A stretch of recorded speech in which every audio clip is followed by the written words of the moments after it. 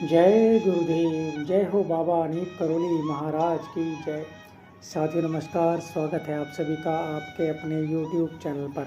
आशा करते हैं आप सभी अपने परिवारजनों के साथ में स्वस्थ होंगे। इसी कामना के साथ पढ़ते हैं आज महाराज जी के एक और चमत्कारिक प्रसंग की ओर।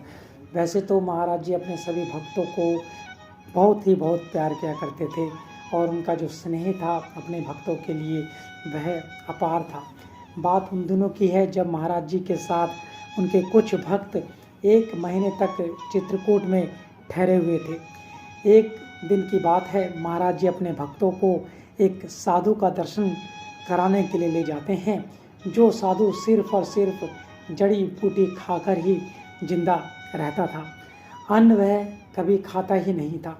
महाराज जी ने साधु के पास सभी भक्तों को ले गए और जब वह साधु के पास पहुँचे तो महाराज जी ने साधु से उस दुर्लभ जड़ी बूटी का एक टुकड़ा मांगा, जिस जड़ी बूटी को वह साधु निरंतर और हमेशा खाया करता था और उसी को खाकर वह साधु जीवित रहा करता था।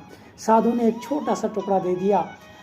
जैसे ही महाराज जी के हाथ में वह टुकड़ा आया, उस महाराज जी ने कहा, इतने लोभी मत बनो और दो, इससे क्या होगा, हमें पता है तुम्हारे पास बहुत है।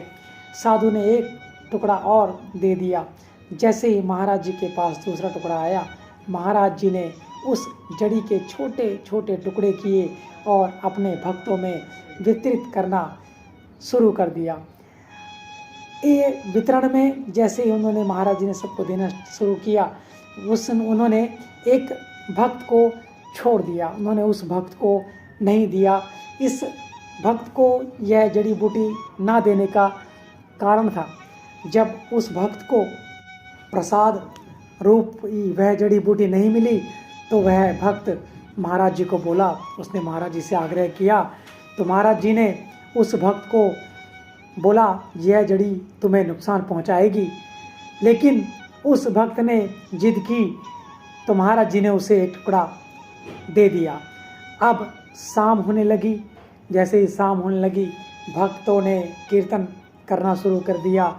कीर्तन में अक्सर महाराज जी श्री राम जय जय राम, श्री राम जय जय राम का भजन कीर्तन किया करते थे। महाराज जी सबसे ऊंची आवाज़ में गा रहे थे।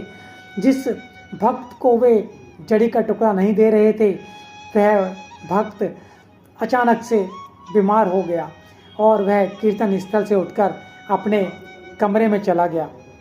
थोड़ी देर पश्चात महाराज जी कीर्तन में से उठे और उस भक्त के कमरे में गए, उसे फिर कीर्तन स्थल पर बुला के ले आए।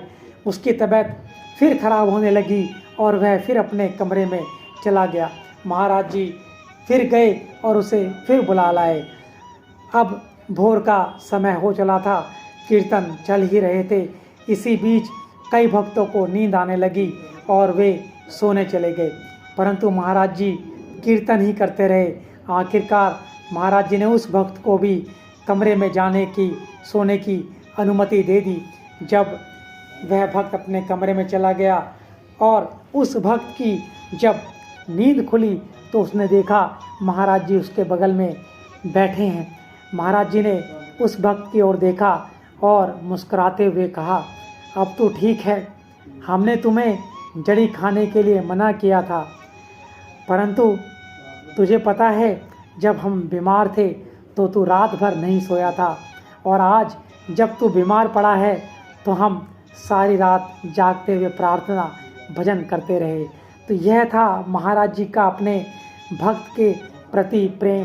तो महाराज जी अपने भक्तों के प्रति इतना प्रेम करते थे कि अगर उनके समक्ष उनका कोई भक्त बीमार है या उसे कोई दुख है तो उसकी वह पीड़ा स्वयं ही हर लिया करते थे। तो आशा करते हैं आपको आज का ये प्रसंग अत्यंत ही पसंद आया होगा। इसी कामना के साथ जय गुरुदेव, जय हो बाबा नीप करोली महाराज, जय उत्तराखंड। और आप सभी का बहुत बहुत धन्यवाद।